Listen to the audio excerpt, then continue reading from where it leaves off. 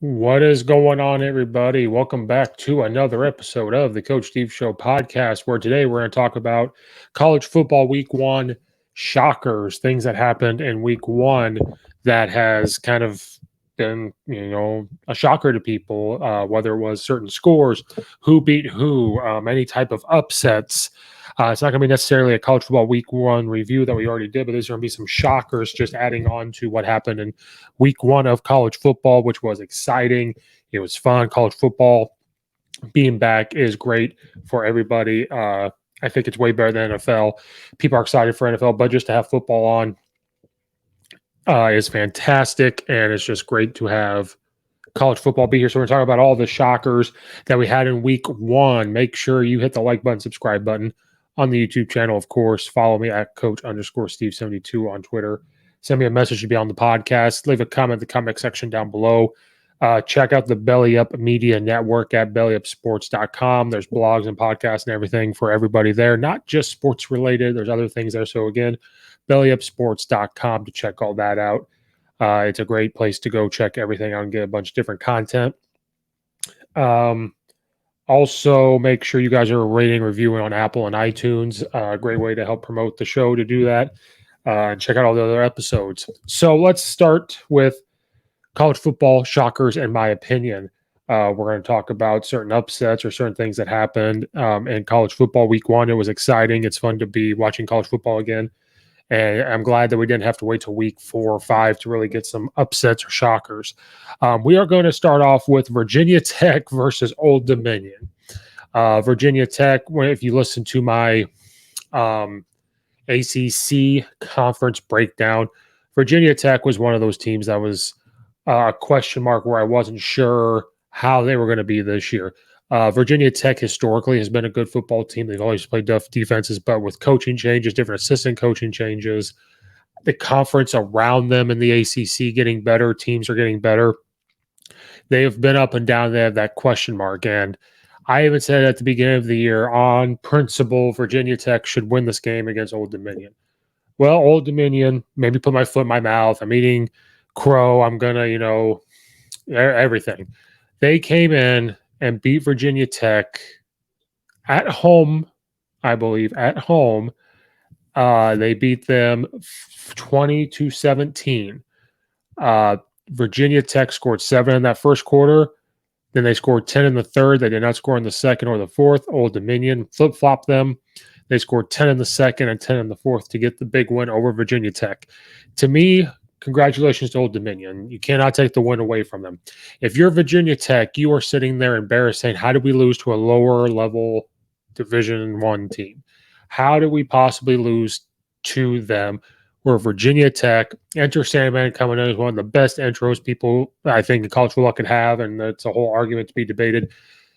How on principle could you lose to Old Dominion? 20-17.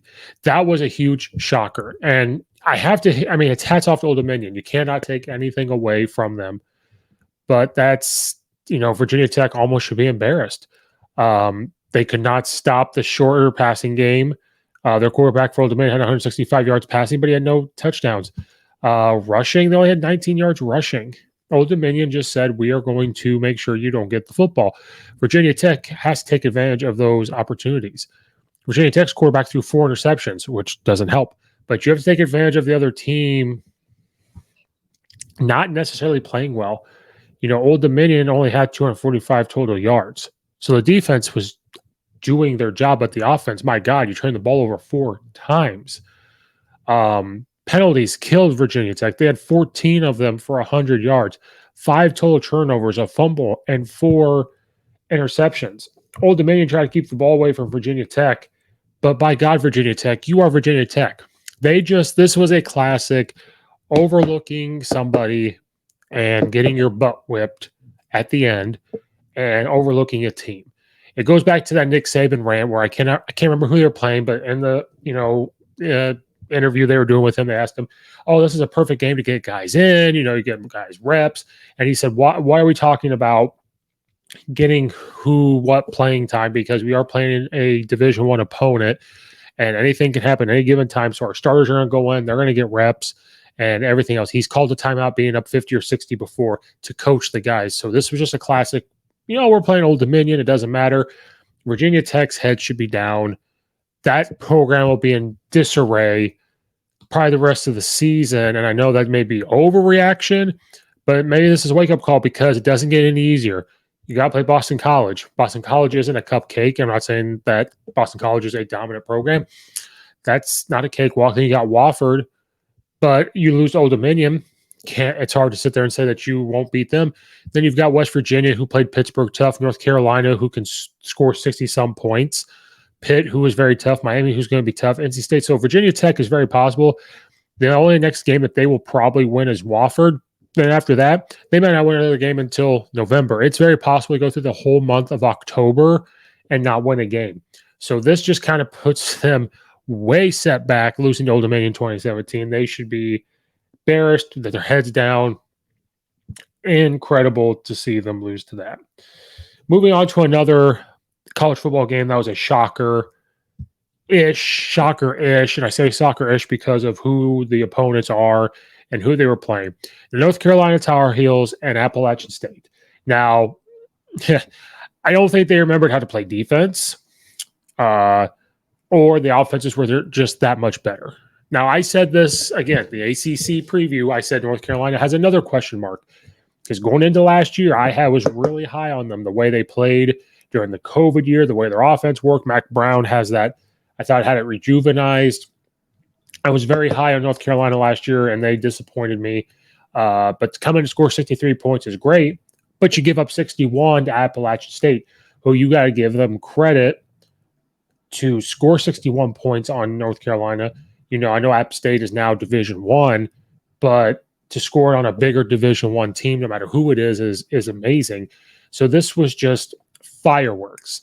And App State was winning in that first quarter 14-7. And then North Carolina turned it on, scoring 21 in the second and 13 in the third. And then App State said, wait a minute, we can play football. We beat Michigan before. We've beaten Coast Carolina before that people were high on. We're going to come in and score 40 in the fourth quarter. So North Carolina's defense, kind of like Oklahoma State's defense, I gave up all those points to Central Michigan, needs to look themselves in the mirror and go, how on God's green earth do we give up 40 points in the fourth quarter? 40 points in the fourth quarter. I've coached high school teams, and I've been a part of some ass whippings that we have given, and I've gotten my ass whipped. And I don't know if I've ever been a part of getting 30 points or so scored on in a quarter. I don't think I've been on a team that scored 30 points in a quarter. I don't think a team has scored maybe once, but it's hard to score 40 points in a high school game. I got to imagine, I know it's almost dead impossible to score 40 points in one quarter in college football. North Carolina's defense just said, we're not going to play. Now, thank goodness their offense was playing, and they scored all the points they did in the second and third quarter, and even scoring 22 in the fourth. But if you're in North Carolina, you have to be a little concerned. Now, again, I can't take things away from App State because their offense said, screw you, we're going to go play, and they played well. Trust me, they played well. But if you're in North Carolina, this should concern you a little bit with your defense, and I'm sure Mac Brown is addressing that. But that's a big concern to give up 61 points. Now, in turn, App State's thinking the same thing. How can our defense give up 63 points? And it's hard to say a moral victory because you're playing North Carolina. This is still looking at your defense going, how do we give up 63 points? How do we give up 61 points?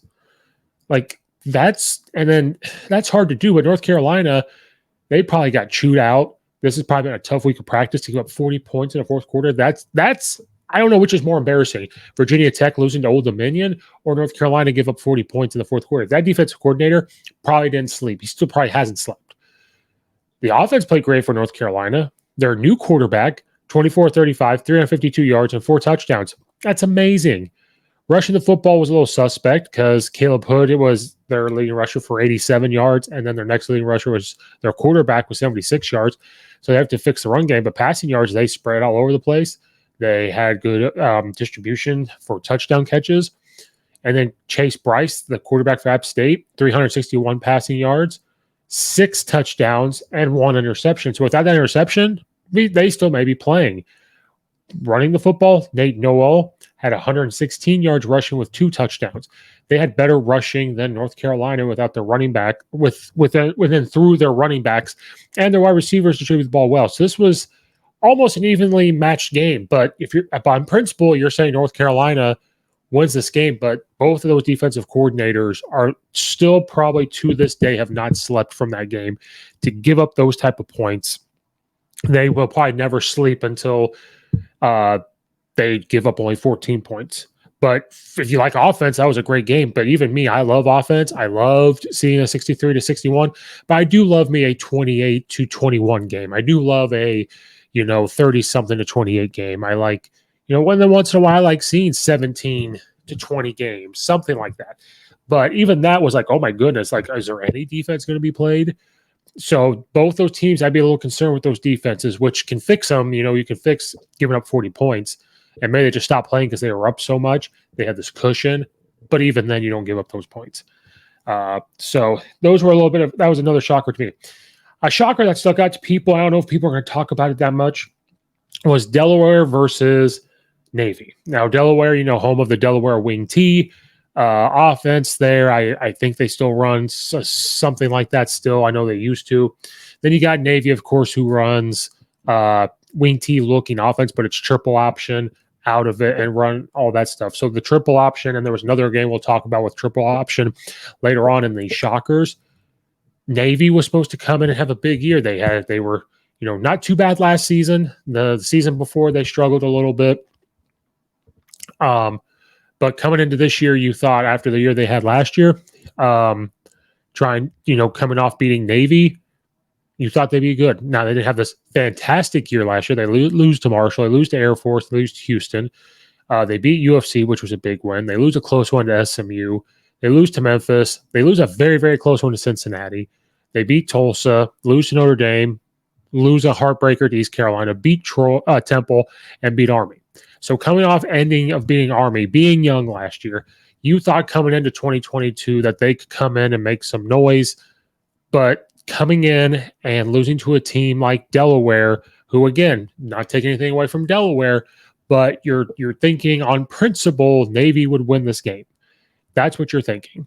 Because looking back at Delaware's schedule last year, they beat Maine, they beat St. Francis out of Pennsylvania, they lose to Rutgers, they beat Albany, then they lose to Rhode Island, Stony Brook, James Madison, they beat Dixie State, they beat William Mary, then they lose to Richmond and lose to Villanova. So it's not like they're playing world beaters. It's not like they're doing anything like that. So you would think on principle that Navy comes in and beats them. They don't. Delaware gets a big win over them, 14-7. This is a huge blow to Navy. The run-based type of offense, keep Delaware on the sideline, milk the clock, score a couple points, and come out there with a win against a team that should not compete with you. So again, another, disappointing type of picks for people. I hope they didn't bet on this. Nolan Henderson for Delaware had a good game passing. He was 20-32, 189 yards and 2 touchdowns. That's all they did. Running the ball. They did not virtually run the ball at all. They just spread around to different receivers. Navy didn't really have a huge, great game on the ground. I believe 184 yards rushing total, which I guess by their my standards, that's pretty good. But for theirs, I know they want more. They only passed the ball a handful of times.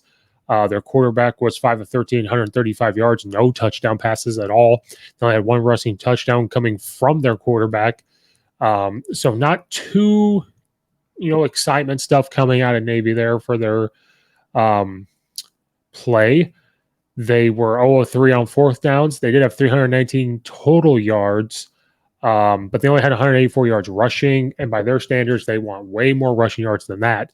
So this was another one where you're looking at it on paper and going, Navy should have won this game, but this is why you play the game. Delaware came in and said, Navy, you're not going to beat us. We're going to come in, we're going to compete, we're going to hit, we're going to do things to try to win this ball game more than you. And Navy even had the ball longer, 32 minutes to 27 minutes. So Delaware just did more than Navy. And so to me, this was a shocker because Navy should come in and win this game 21-7, 28-7, with 300 yards rushing and like at least a passing touchdown somewhere in there. So, kudos to Delaware and their defense, to what they did and how their offense operated to come away with that victory. And so Navy does lose to Delaware 14-7. Moving on to one that was a shocker for me a little bit because I was high on Houston. Was Houston playing UTSA? Now, last year, UTSA had a great run. Offense coordinator went to Illinois. They had plenty of great players. People are still high on UTSA coming into this year. I was high on Houston. With the type of offense they run, I think they're going to be more physical than they were, how explosive they can be. They were like a roller coaster over the past few years. They played very, very well, very, very high, very, very high competitiveness. And I thought they'd come in and win this game. UTSA said, screw everybody. You're seeing a theme here. Screw everybody. We're the lower Division I, quote unquote, school. Houston, we're going to take it to you. And it took a couple overtimes to beat them. It took a couple. Okay. So Houston ends up getting the win 37-35. But it was scoreless in the first quarter. And at halftime, UTSA is up 14-7. And then UTSA scores 7 in the third, and Houston scores none. So now you're up 21-7 in the fourth quarter. Defense let down again. Houston scores 17 in the fourth. UTSA only scores 3. And then in overtime, we get 13 points scored by Houston, 11 points scored by UTSA. So Houston held on to survive, which you have to give them kudos to them. UTSA let one slip away from their fingers, which they're going to talk about for a while. But if you're Houston, again, how do you let a team hang around? How do you make this a close game like it is? So this concerns me for some of these teams that this has happened to. And it's not like Houston came in and just lit it up. They didn't light it up till the fourth quarter. Clayton Tune, their quarterback, was 22 of 32, 206 yards and 3 touchdown passes. Running the football, they had a whole bunch of runners, which was nice to see. Their quarterback had 50 yards rushing. Brandon Campbell came in with 49 yards. Henry had 25 yards. So they spread out between the quarterback and other running backs, spread out to the receivers. That's cool. But their defense, see, this is a theme of defense. I know college football and the rules are geared towards offense, but man, defenses, some of them got to step up. Frank Harris, the quarterback at UTSA, had 337 passing yards, 3 touchdowns to 1 interception. Running the football, he also had 63 yards on the ground. Traylon Smith had 34 yards rushing, so it was hard to rush them, but they were passing all over the place. Their quarterback, Joshua Cephas, had 106 yards receiving. Zachary Franklin had 100 yards receiving. Daquan Clark had 70 yards receiving. UTSA had good receivers last year, and it has continued. It has continued on to this year. They are no slouch, and they have proven that last year, and they proved it now facing Houston. Now, again, Houston's not a world beater. This is not Alabama we're playing. This is not Clemson we're playing. This is not Ohio State or Notre Dame we're playing. This is Houston. And David Holgorsen is trying to turn it into that big-type program. But they've been pretty decent, I think. And the type of offense they run, you have to think they're always in games, they're always able to score. But this is a game, again, on principle, you're saying, they should win that game. Now, Houston has some games on their schedule they can win, but after that performance, they have to be a little worried. But a positive thing that they can take from this is we held on to this game. We had to get into overtime to do it, and we handled that adversity. So that is positives that you can take away from it, but there's also those things that you have to worry about now because it happened to UTSA, who's supposed to be this lower level Division I than what you are at Houston. All you football coaches out there, it's not too late to still be looking up drills. I know we're in our football seasons, going into our football seasons, but it's never too late to get back to the basics. And Coach Stone has done just that by creating his Back to the Basics drill manuals. So if you go to CoachStoneFootball.com, click on Back to the Basics drill manuals, there's drills out there for everything, special teams, offense, defense, strength and conditioning, everything. He has done all the work for us to be simple, to get these drills to help us. You could be using them in youth, high school, and even college. We make things too complicated. We need drills that are simple and back to the basics. His very first book is over 500 pages of drills. So go to coachstonefootball.com, click on Back to the Basics drill manuals, and let's get back to the basics. Thank you, Coach Stone, for sponsoring the podcast. Football coaches out there, do you ever stop and think about all the hits your big guys are taking in the trenches, your D line, your offensive line, because they hit each and every play? And that's why it's the best position in football. But they take a lot of hits in practices into the game. It's a lot of hits they're taking, a lot of blows. So there's a way to protect those shells and reduce the impact those guys are taking each and every week. And it's Guardian Caps at Guardian Sports. It helps reduce the impact by up to 30%, which is huge. So there's a way to protect the helmets, protect those guys. Again, that's Guardian Sports. If you go to guardiansports.com/guardian-caps and you use the code 15 off, it's going to save you 15% off your order. There's different colors out there, and it doesn't matter if you're buying 1, 2, 3, 4, 100. Doesn't matter. It's worn by over 5 NFL teams. More NFL teams are adding more and more each day, and you're seeing it on TV. And over 200 plus colleges. Again, you're seeing colleges left and right get them. There's a reason why they're getting them, and that's why you see a lot of linemen and defensive linemen wear them. You've seen Alabama, Georgia, Oklahoma, Penn State, and big-time NFL teams wear them. So if it's good enough for them, it's good enough for us. And I know it costs money, but I'm here to save you money. So guardiansports.com/guardian-caps and use the code 15 off. It will save you 50% off your order. Thank you, Guardian Sports, for sponsoring this podcast. So hopefully Houston can bounce back, figure that out for them. Let's talk about probably the lowest scoring football game we've seen in a while, or one of the ones we're going to talk about. South Dakota State Jackrabbits went on to play the Iowa Hawkeyes. And no offense, South Dakota State, their quarterback is from Neuqua Valley High School in Illinois, where I coached basketball at. Did not get to meet this young man, but, having a little bit of ties, hearing about him, people talk about him. They played in their championship game last year, the year before. So they're no slouch of a subdivision one, or whatever the term is, 1AA, subdivision one, whatever it is. But they're no slouch. But you're the Iowa Hawkeyes. And I was big on Iowa last year. I thought they could get to the Big Ten title game and win the Big Ten. I was wrong. They started to flutter out a little bit. And talking about my Big Ten preview, you're thinking, yeah, this is no slouch you're playing. They're going to give you a good test, but you're a Division I team and a Power 5 program and especially the Big Ten, and you're Iowa, who is very physical on defense. You're very physical running the football. That, not saying you're going to win 50-0, but you're going to win 30-something to 7 or whatever it is. So you give all the credit in the world to South Dakota. Give all the credit in the world to them. Now, they did not get the win, but it was 5-3 in the fourth quarter. Listen to this. Iowa wins 7-3. In the first quarter, Iowa's up 3-0. And you're going, okay. Iowa's getting their feet under them. South Dakota State's getting some confidence, but Iowa's getting their feet under them. Well, then South Dakota State scores 3 in the second, so at halftime it's 6-6. And you're going, what is going on here? And then the third, Iowa gets a safety and there's 2 points. Then in the fourth quarter, it's still 5-3. Then they get 2 more points, and they win 7-3. First of all, have you heard 2 safeties like that in a game? I don't know if I have. I can't think off the top of my head. But 7-3.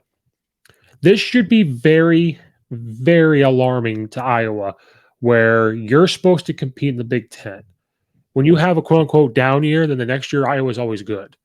Not saying they can't go on a run. And I know that we're dealing with colleges who don't get preseason games like the NFL to really fine-tune what they do and get game experience. This is the first game for a lot of people in week 1. Now, if you play in week 0, this is your second game, so you have a little bit of your feeding under you. But for this, they don't get a preseason. We're dealing with 18, 19, 20-year-old kids, 21-year-old kids. And so they have to get their feet under them.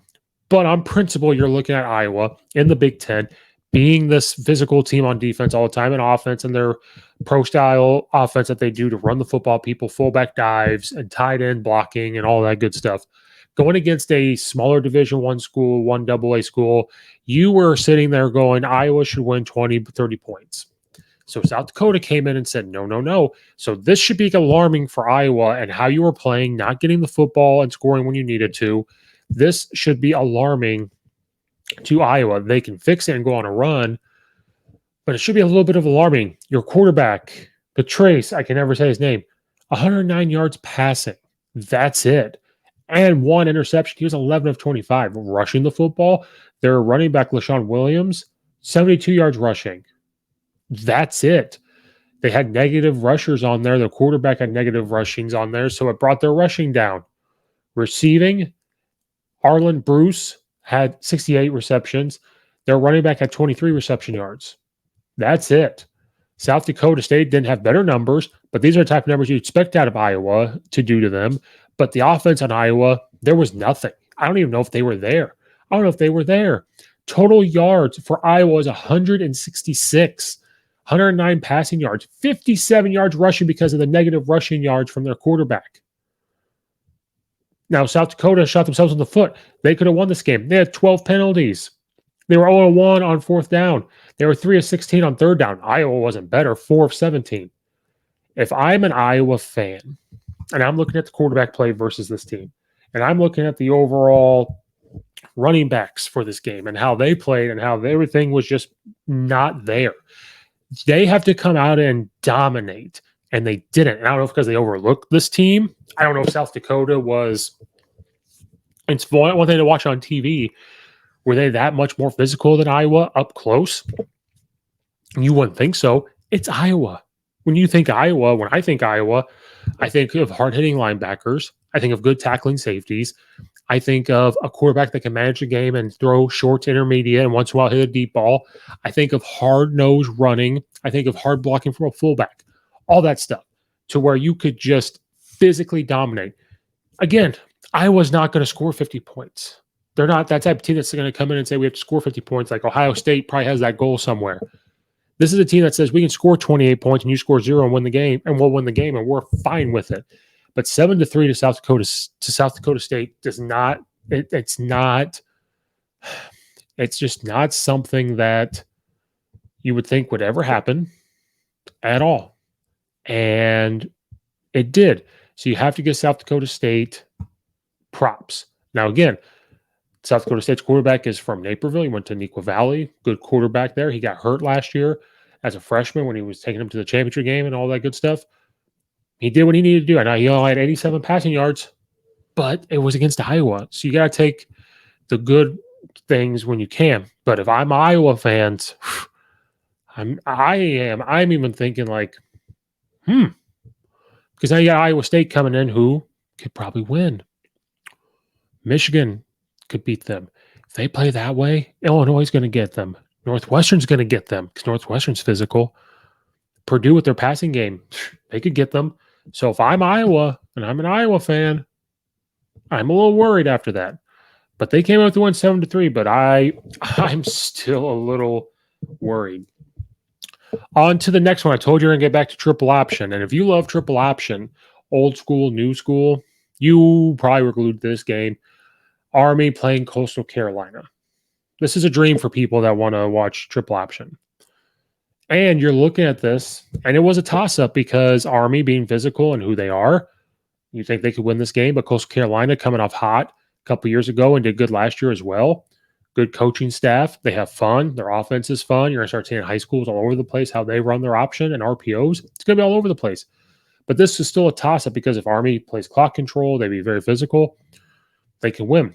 But if Army doesn't capitalize, if Coastal Carolina makes a couple big plays, they get the win. And that's what happened. They get the win 38-28. And this isn't like a shocker. It was just a fun one to bring up. I could have done my college football one review, but this was just a quote-unquote shocker because you think Army being physical and who they are would come in and win this game. But Coastal Carolina is fun to watch. I almost guarantee you that I will see some of the things for their offense I want to take from them, and it's going to be almost a new wave like Gus Malzahn's offense when he was at Auburn. And this is going to be something you're going to see trickle down to high schools. But if you're a running the football type of coach or a fan and triple option, this was perfect for you. Because just listen to these stats if you like running the football. Central Coast Carolina's quarterback, Grayson McCall, he was 12 of 17, 174 yards and 3 touchdowns. Now, I know if you like run the football, you're hearing, 3 touchdown passes. Well, only 174 yards. But Reese White, the running back, had 133 yards rushing. Another running back, C.J. Beasley, 91 yards rushing. The quarterback had 27 yards rushing. You like the sound of that. Army played 2 quarterbacks. Total 4 of 8, 142 yards. They only passed the ball 8 times. So people like to hear that. Rushing, Tyrell Robinson. Tyrell Robinson running the football had 73 yards. Marshall had 54 yards rushing. Isaiah Alston had 15 yards rushing. Receiving for Army, non-existent. Receiving for Coastal Carolina, they had some receivers there: 69 yards, 42 yards, 29 yards, 20 yards. This was a fun game. First downs, Coastal Carolina had way more first downs than Army. Coastal Carolina kept Army's offense on the sideline. Coastal Carolina had the ball for 36 minutes, 16 seconds. Army only had it for 23. So Coastal Carolina really played clock control and ran the ball really well. They had 437 total yards. Again, 263 rushing yards from them versus 202 from Army. So Coastal Carolina really stuck to their game plan very well. And then when you do, you will come out to win most of the time. So they get that one 38-28. Just a fun game to talk about if you like running the football and triple option. The next one, I'm just going to talk about it very, very quick. Very, very quick, because I've talked about this one team too many times. Nebraska played North Dakota. Now, not North Dakota State that wins championship after championship. This is just North Dakota, the Fighting Hawks. Nebraska played them. They came off that loss to Northwestern and Ireland, which I called. And people wanted to say I was biased and say Nebraska's on a high and they're going to beat Northwestern. And I've already talked about it. This was a close game. It was a very close game. Nebraska was winning 7-0 in the first. And then at halftime, it was 7-7. Now, again, on principle, you're in Nebraska. People are very high on Nebraska this year. You're in the Big Ten. You're a historical program. You should be beating North Dakota by more than that. Then in the third quarter, North Dakota scores 10. Nebraska does score 17. So now Nebraska is up. And then they started to wear down North Dakota a little bit. And Nebraska scores 14 in the fourth. North Dakota scores none in the fourth. So Nebraska got the win 30-17. But that was a close game up until partway through the third. And North Dakota started to get worn down, which is supposed to happen. And I'm sorry to North Dakota for saying that, any fans that stumble upon this. But what I was seeing on social media was how happy people were with Nebraska. They were jumping up and down and everything else. And during the time, though, when it was a close game, calling for Scott Frost and everything else. And then when this happened, they were all jumping up and down, hooping and hollering. Some programs you can jump up and down, hooper and holler. Some are going to say they need to jump down, hooper and holler. And I'm talking about the fans. They're hooping and hollering because they won. And maybe you have to because Nebraska's been on a down since they fired Bo Pelini, who won 8 to 10 games every year. Nebraska, this is what you're supposed to do. Nebraska is a historical program. They travel very well. Their fans travel very well. Fans, I'm sorry to tell you, you're supposed to be a team like this. It's supposed to be business as usual. This was Ohio State that played North Dakota and they won 40-something to 10. They say business as usual. They're excited for the win because it adds to their win total, helps them later on when they're looking to get in the Big Ten championship game, maybe a playoff conversation. And I can't believe I used Ohio State as a example because I hate Ohio State. But they would say business as usual. And if you're Nebraska, this should be business as usual, fans. This should not be talking about how great you are because you beat North Dakota. You're still in a downward. Nebraska, I'm telling you right now, I'm going to say it a lot. I'll probably say it again. They're in a downward spiral. They play Georgia Southern next. And if they play the way they did versus North Dakota, Georgia Southern could get that win. And then this is where it starts. You get Oklahoma. Oklahoma's going to win. They're going to play Indiana. They could beat Indiana, but Indiana, if they start figuring out if they get the run game going, they get the receiver still hot, they can win that game. Rutgers is not going to be a pushover. Purdue can pass the ball. There's a chance for them to win, but they've already started bad. Northwestern, I told you, was physical. North Dakota just got worn down. Why are we jump up and down, hoop and hollering like we won the Big Ten? Nebraska is in a downward spiral, and we need to stop and think about who we're celebrating that they beat, because as Nebraska and the program, This is not something that you should be excited about. This should be something that's just business as usual. So I added this into my quote unquote shocker because I was shocked about all the stuff I was seeing from them. But should just be business as usual for them. And I don't know why it's not. They've really fallen on hard times if they're excited about that type of win, but they got the win nonetheless. That wraps up this episode for our college football shockers. Thank you guys for watching and or listening. Like and subscribe to the YouTube channel. Follow me at Coach_Steve72 on Twitter. Send me a message. Leave a comment section down below. All that good stuff. Follow Ray on iTunes and Apple. Check out all the other episodes. Check out later on our Illini preview versus this week versus Virginia and other college football news. And then also be on the lookout for Chicago Bears each and every week. Hopefully, my friend Zach Kowman, who is a Bears fan and fellow podcaster, will hop on. We'll try to do an episode each week on the Bears. That'll be coming out. So check all that out. Thank you guys again for watching and or listening. This is Coach Steve, and we will see you next time.